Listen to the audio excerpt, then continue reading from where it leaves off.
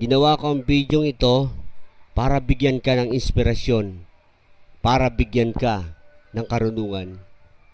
Sa hirap at ginhawa, sa lungkot at saya, dapat ang Diyos ay palagi mong maalala. Kapag hirap ka na sa buhay, huminga ka ng malalim. Sa Diyos mo sabihin ang iyong mga suliranin.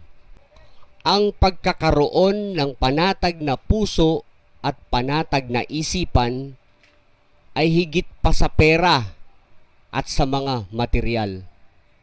Ang tunay na kayamanan sa mundong ito ay ang magkaroon ng masayang pamilya at mabait na mga kaibigan. Ang pinakamahalagang regalo na maibibigay mo sa sino mang tao ay ang oras mo at ang pag-ibig mo.